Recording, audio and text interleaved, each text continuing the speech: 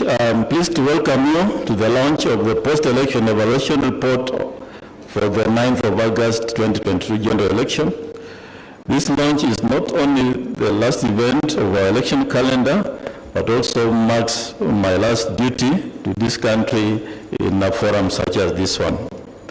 The conduct of our post-election evaluation exercise by the Commission is in line with Article 884B of the Constitution, and we as a Commission are expected to facilitate evaluation of elections which happened on the 9th of August.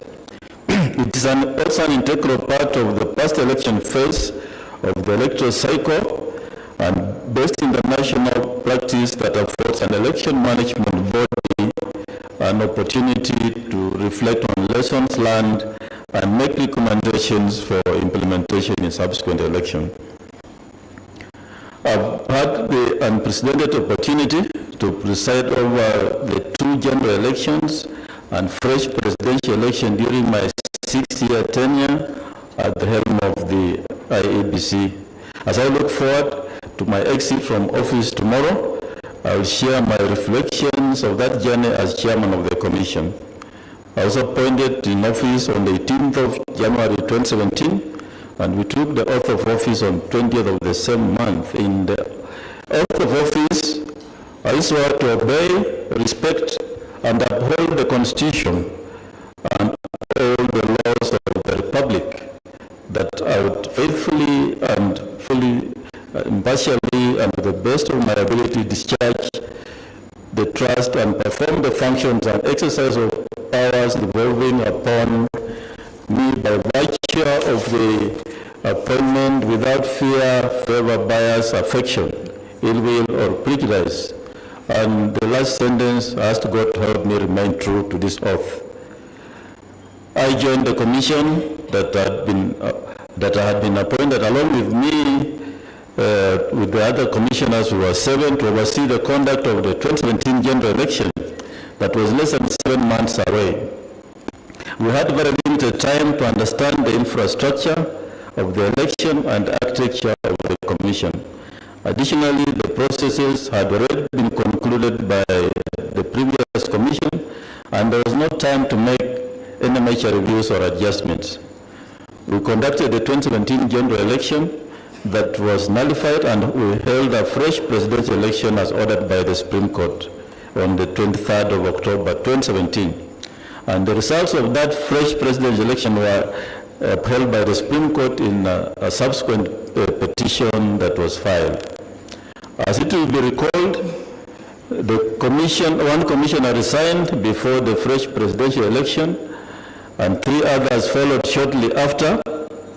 And those were very difficult moments as we were just left, the 3 of us. But we had taken an oath of office, and we could not falter on that oath.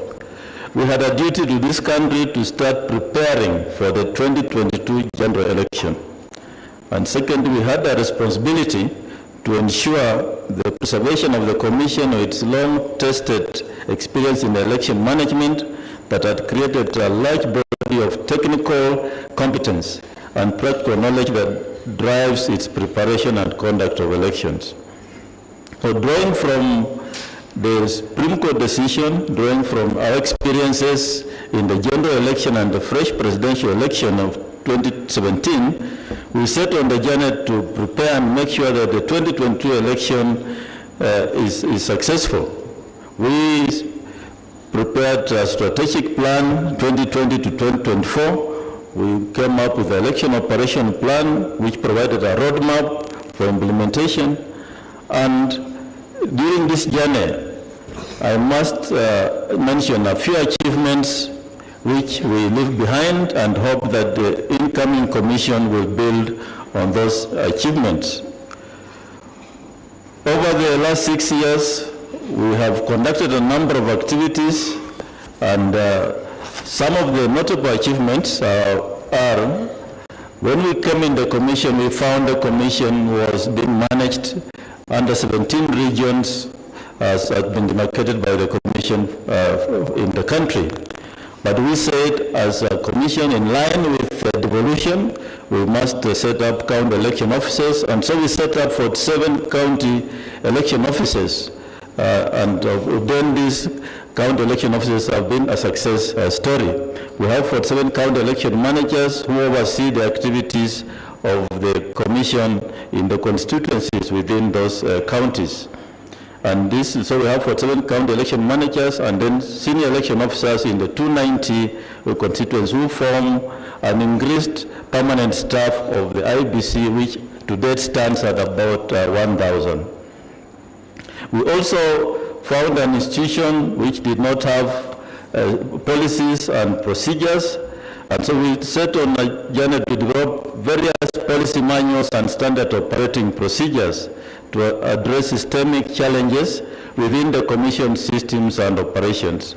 All the directorates now have policies and manuals, and as we leave the commission, we urge the incoming commission to build on these policies and manuals, revise them where need be, but these documents are the ones that have guided us to operate and manage the 2022 general elections.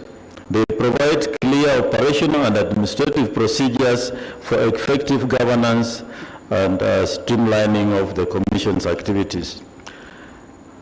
One of the areas we also came up with was drafting legislations and some bills to Parliament. Although most of these bills have not been looked at, and I'm happy Honorable Deputy Speaker and my learned friend Sigei, you are here, and the Attorney General is being here. We drafted Referendum Bill 2020, Iebc Amendment Bill 2020, Election Campaign Financing Amendment Bill, and Election Laws Amendment. These bills are still lying in the House, and we urge the Parliament, please look at them and at least prepare them so that this commission can have better legal framework for the next election. It's good manners internationally that election laws need to be passed at least 2 years before elections, or at worst 1 year before elections, to avoid the last minute rush. So we hope this time round we have the 13th Parliament, which I'm sure should look at these bills and pass the necessary amendments to the election law, at least 2 years or at least 1 year before elections, so that the Commission can prepare adequately for the 2027 elections. Among the key things we did was voter registration. We had an additional 2.743498 new registered voters and expanded the diaspora voting to additional countries to make a total number of 12. The Commission subjected the register to audit and cleaning up, and the final voters register was 22,120,458,000, which gave us 46,229 polling stations. This commission in 2022 reduced the cost of election as compared to 2017.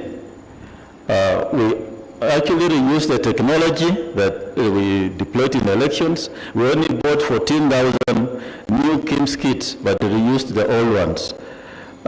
We did early procurement, although we did not have funding until the last election year, but we did early procurement by entering into framework contracts with various suppliers and negotiated better rates for some of the materials, strategic materials. For example, ballot papers in 2017 we were paying about 150 shillings per ballot paper, but in 2022 we will pay 25 shillings per ballot paper. So the cost of elections was reduced, but it cannot come down tremendous because we must rely on technology, and technology is expensive. And also our legal framework is what drives the cost of elections, where we must have a certain number of polling stations, not exceeding 700 voters per polling station. So as a commission, we also said we we must print sufficient ballot papers. We printed ballot papers equivalent to the number of registered voters. This then served two purposes. One, reduced the cost. Number two, it eliminated avenues that provide opportunity for electoral malpractice like multiple voting or ballot stuffing. So we just had enough ballot papers, and of course, we also, in an area where there is no possibility of eliminating possibility of malpractice, we strictly identified voters using biometric voter identification system and using only the printed register. Manual register was deployed in a few areas where technology failed. Transmission of results, we only transmitted the image of result from 34A using the results transmission system from polling station to the national tallying center and constituency tallying center.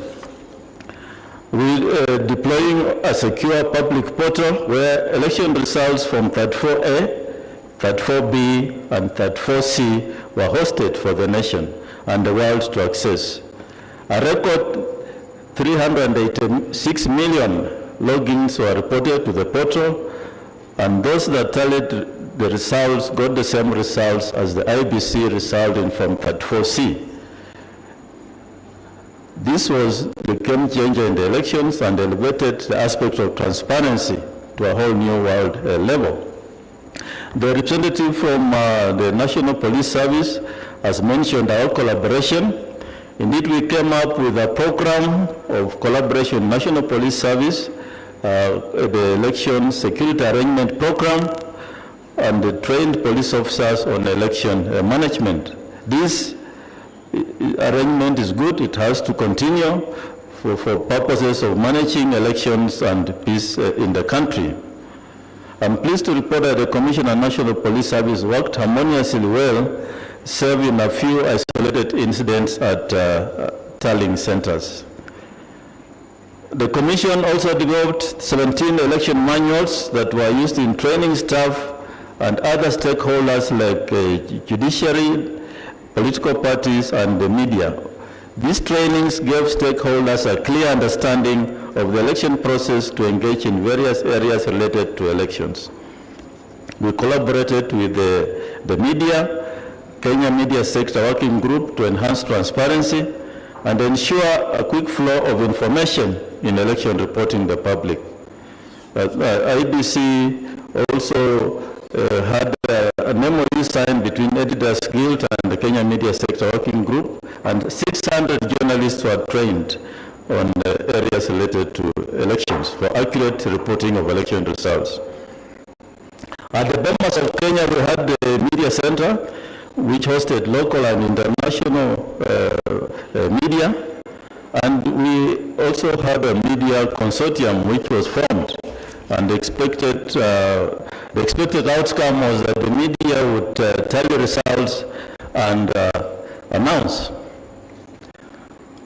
Even after having done all this, the media, I know, embarked on a journey to tell you results, but never announced. I think there's only one media house that posted results on the website, which were equal to the results which was announced by the Commission.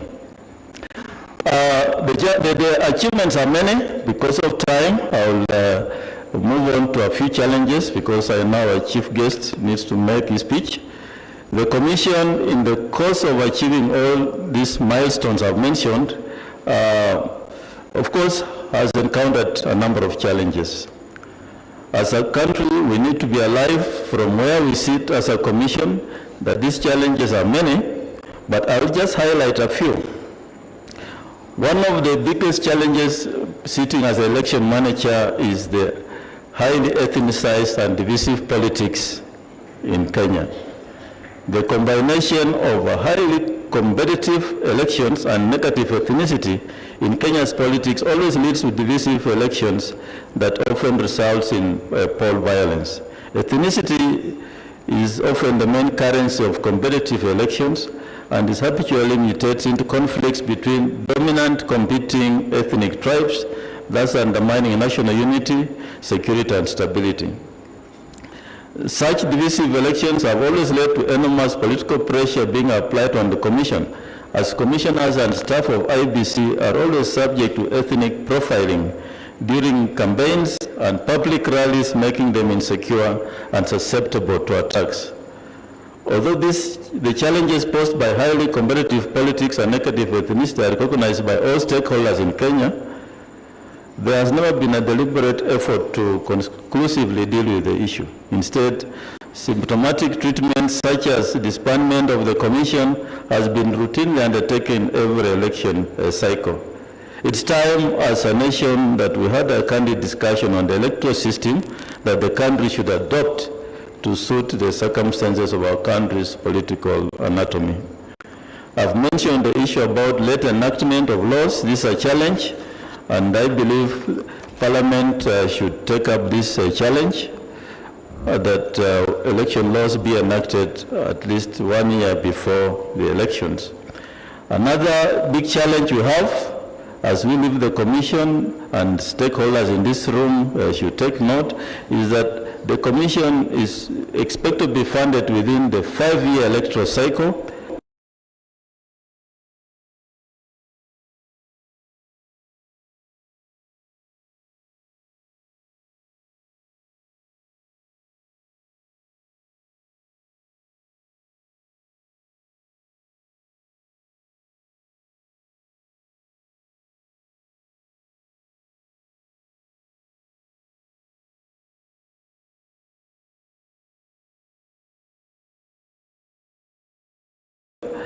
And we normally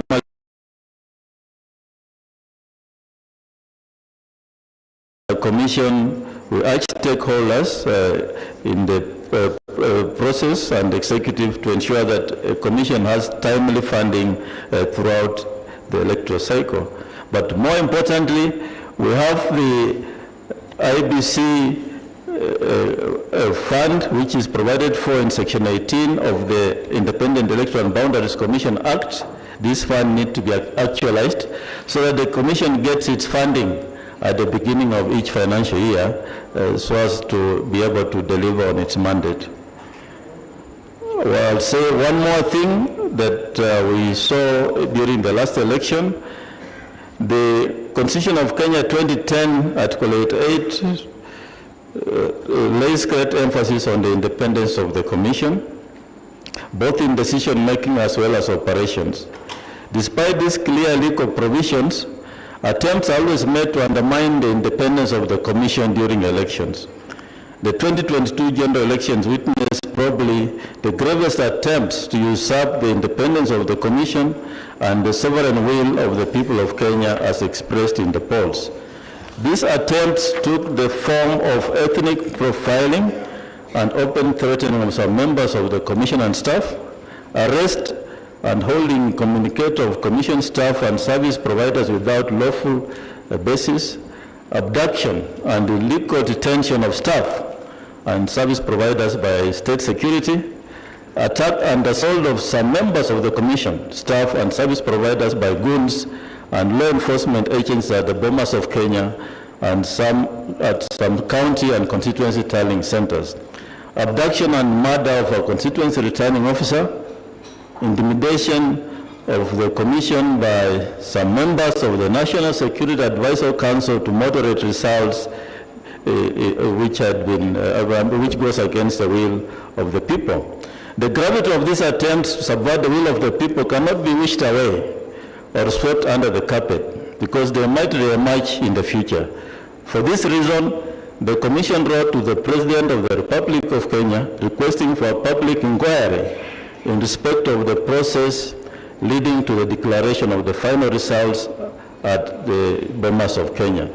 The outcome of the inquiry, we believe, will bolster the independence of the Commission and ensure that it maintains the stature contemplated by the Constitution. It will also enable a future election environment devoid of harassment, intimidation, profiling, and harm of Commission staff while discharging their duties. It will also ensure that institutions that support the Commission during elections discharge their duties and responsibilities in accordance with the law, and not as directed by individuals with partisan interest hell-bent on subverting the will of the people. As we finalize our term in the Commission, we must say that one of the biggest threats to the Commission is misinformation and disinformation. We have seen misinformation or spread of false incorrect statements or facts in a political environment is a recipe for tension, unrest and chaos.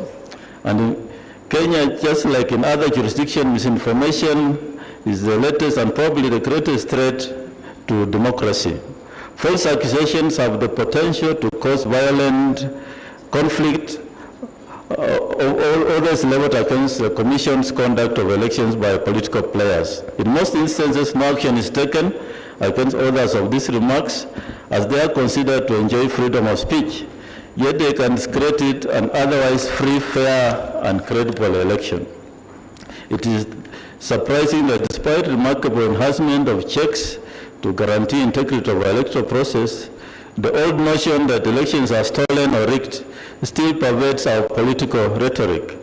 It's even grave that misinformation and disinformation is unashamedly presented in our hallowed courts as evidence during election petitions.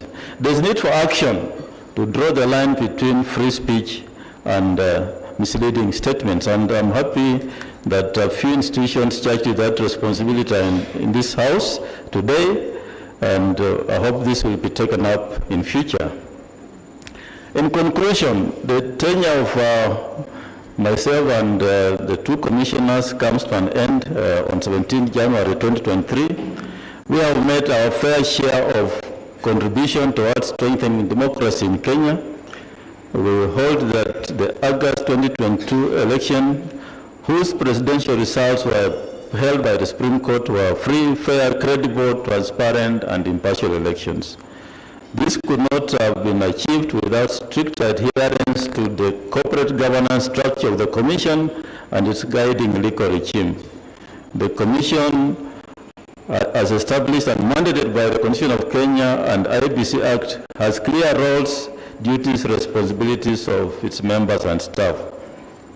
Pursuant to this provision, the Commission also has structures, including plenary meetings, committee meetings, and other corporate governance structures. The Commission is not devoid of corporate governance. We have full structures in place, and we believe with the little amendments that may come up in Parliament, this Commission can only grow stronger. It's therefore incumbent upon the Commission and staff to conform to this corporate governance model, to adhere to the rule of law and fidelity to the Constitution. To act in any other manner is tantamount to straying into forbidden territories of breaching the objectives of the Commission, and these objectives are shared with other constitutional commissions and independent offices, protecting the sovereignty of the people, securing observance of all state organs of democratic values and principles, and promoting constitutionalism. For that's why we were created. This launch marks my last duty as the chairman of the Commission. I exceed a very contented man, and I say we gave it our best. We charted and weathered the storms that threatened the existence of the Commission. We endured relentless fatigue in our preparation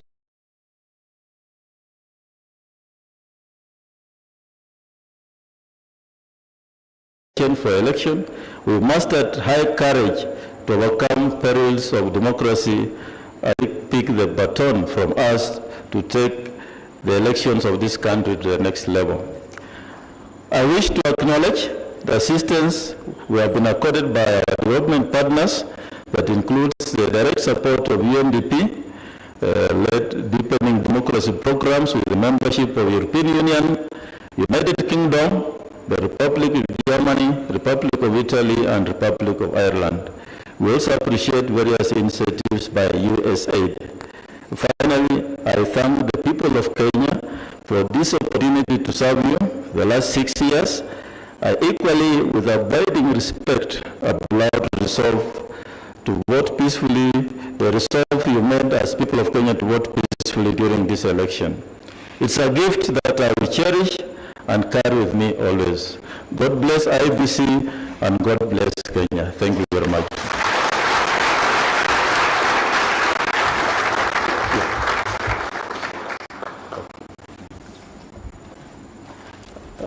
Now, with those very, very long remarks,